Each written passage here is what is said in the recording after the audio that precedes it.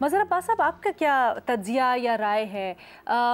کیا آپ کو لگا یا تاثر ایسا ملا کہیں کہ کوئی پالیسی میں شفٹ آیا ہے تو ہی خان صاحب کو اپروچ کیا گیا، یا پھر آپ کو بھی یہ لگتا ہے کہ خان صاحب کی بات میں وزن ہے کہ سنجیدہ نہیں تھے مذاکرات یا بات چیت کے لیے؟ دیکھیں، جن کے درمیان بھی رابطے ہیں، دونوں کی اپنی اپنی ریڈ لائنز ہیں، اور یہ کلیش ہے between the two red lines.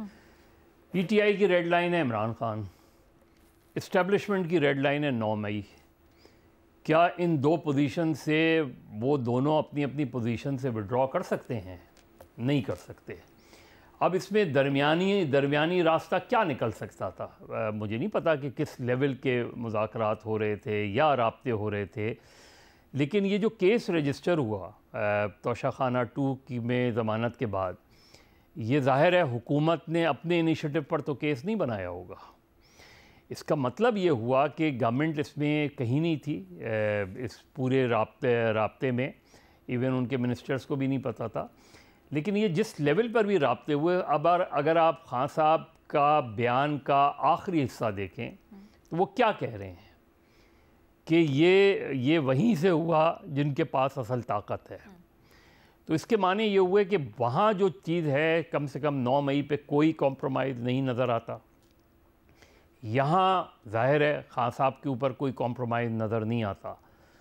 تو یہ جو ہے یہ ایک ہمیں کلیش کی سچویشن لے جا رہی ہے۔ اب جو اسٹیبلشمنٹ کی تھنکنگ نظر آتی ہے، وہ یہ دیکھ رہے ہیں وہاں یہ آپشنز ہیں کہ آپ میکسیمم کہاں تک جا سکتے ہیں، یعنی آپ عمران خان کو کب تک جیل میں رکھ سکتے ہیں۔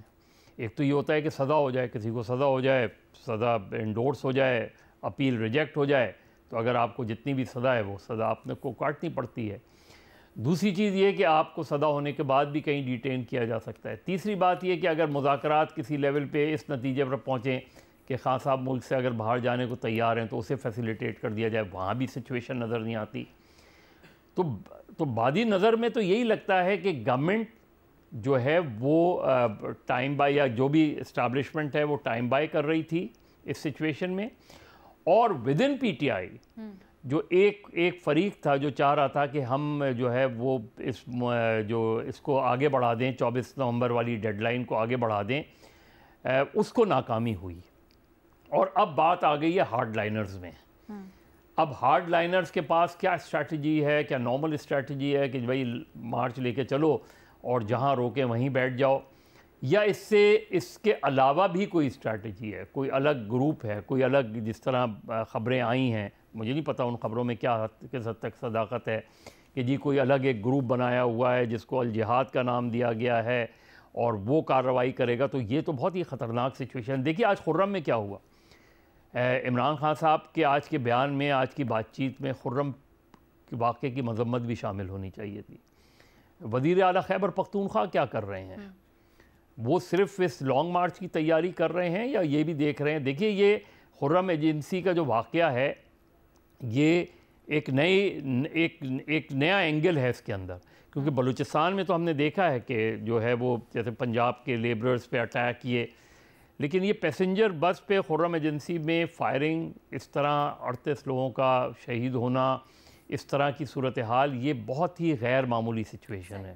اب ایسی غیر معمولی سچویشن میں 24 نومبر سچویشن ابھی اور کتنی ایگریویٹ ہو سکتی ہے۔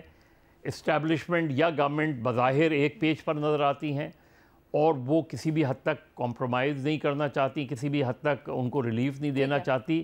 تو اس وقت ہم ایک نو ون سچویشن میں انٹر ہو گئے ہیں۔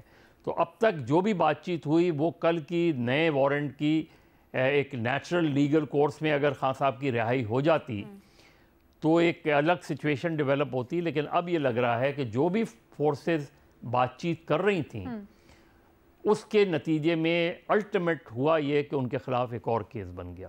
تو اس کا مطلب ہے بات چیت اور یا جو بھی رابطے ہیں وہ بظاہر یہ لگ رہا ہے کہ اب 24 سے پہلے انٹل انلیس کوئی بڑا میجر بریک تھرو ہو جائے، مجھے نہیں لگتا کہ 24 نومبر سے پہلے۔ ویسے آپ کی رائے کیا ہے؟ کیا ڈی ایسکیلیٹ کرنے کے لیے جیسے سٹیٹس کو تھا اسی کو مینٹین کرنا چاہیے تھا، مزید کیسز نہیں بننے چاہیے تھے، یا پھر خان صاحب کو تھوڑا سا لچک دکھانی؟ دیکھیں ایک جیسچر کیا ہو سکتا ہے، ہوتا ہے ہماری پاکستان کی پولیٹکس میں ہوتا رہا ہے، آپ جیل سے ہاؤس اریسٹ کر دیتے ہیں، نا. آپ سب جیل ڈکلیئر کر دیتے, بنی گالا میں ریلیٹیولی آپ کو ایک بہتر انوائرمنٹ مل جاتا, تو ایک گڈ ول جیسچر ہوتا. یا کچھ پولیٹیکل پریزنرز جن پہ جو لوگ پکڑے ہیں آپ نے, ان پہ جن پہ سیریس چارجز نہیں ہیں, ان کی رہائی کا حکم دے دیتی.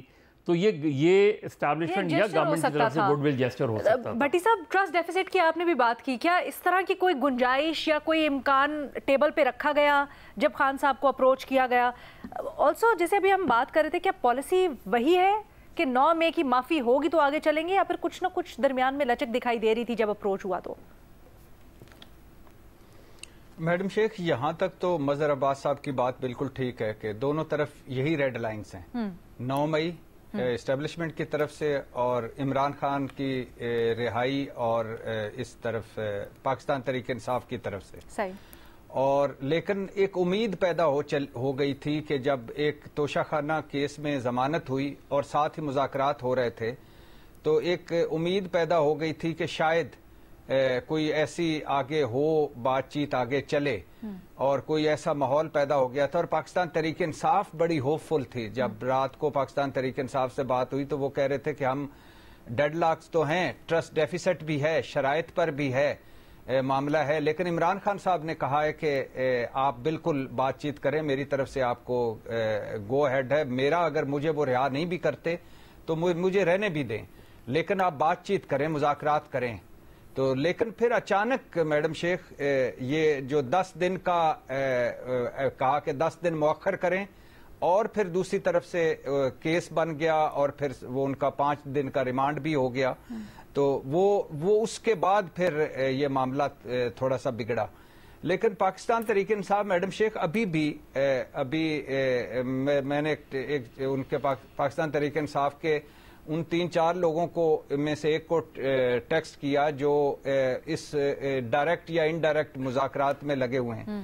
تو ان میں سے ایک نے ابھی بھی کہا ہے کہ ابھی بھی ہم اس امید پہ ہیں, اور کہ جو ہم نے سیکنڈ راؤنڈ میں کہا ہے کہ آپ بھی اگر پیچھے نہیں ہٹتے اور ہم بھی اپنی چیزوں سے پیچھے نہیں ہٹتے تو کم از کم بات چیت کو جاری رہنا چاہیے. اچھا. تو وہ کہہ رہے ہیں کہ امید ہے کہ شاید کوئی بریک تھرو ہو جائے یا بات چیت آگے بڑھے. لیکن وہی بات ہے میڈم شیخ کہ ٹرسٹ کی کمی. سر ایک سیکنڈ, اگر دونوں جانب سے فریقین نے پیچھے ہی نہیں ہٹنا تو پھر بات چیت میں کیا نکلے گا؟ یا تو ہونا کہ کچھ نہ کچھ لچک دکھائی جائے یا کچھ کیا جائے. آپ کو لگتا ہے کہ یہ صحیح فیصلہ نہیں تھا مزید گرفتاری ڈال کے خان صاحب کے اوپر؟